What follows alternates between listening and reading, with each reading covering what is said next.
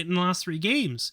That it happened before, and it's like someone with a really bad habit.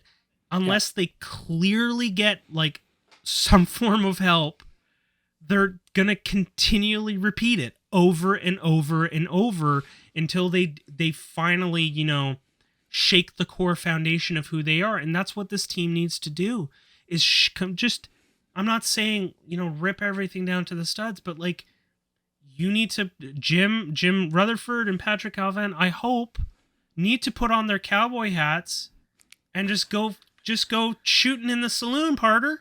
Yeah. Just, I'm all for a saloon, the old cowboy hat saloon shakeup that we all know and love in the National Hockey League.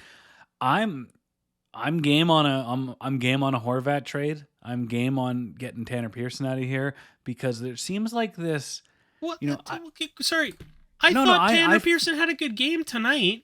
Watching them on the goals against. I did, but I was like, I don't think Tanner Pearson's the person that's gonna like lose you the game like all the time. Well, all the time. No, but I'm thinking of that. I'm thinking of the country club atmosphere. It's a country club, dude. Oh, 100%. And you mentioned that Chris Tanev was the dad of this team 2 years ago, and he was probably the unofficial captain. And Bo was just having a great time with a C on his chest, being like, "Yeah, this is easy."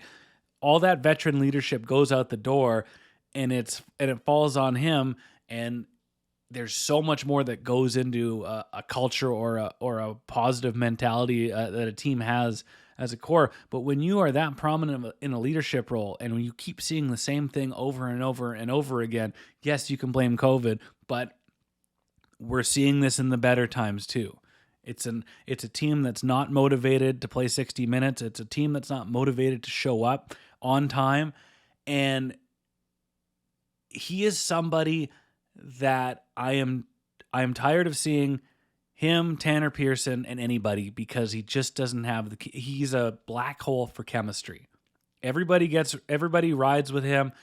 Nothing works out. I was listening to the game on the way home, and it's always individual efforts from him. He got a goal tonight, but there's just something not there. And we talked earlier on the show about chemistry. I just don't think he has the chemistry with this core that you've invested in long term. I agree with you. I just think like if you're trying to do the type of cultural change, I don't think like trading Tanner Pearson is the thing. I think no. But they're intertwined with one another. He gets that entitled second line Ross spot because of that. The point that you make though about Chris Tanev, I really vibe with it, and I think it's really correct where, you to have that, like, I don't know who the leader on this team is. 'Cause I don't know if it's Bo. I don't know if it's JT. I don't know if it's Elias Pettersson.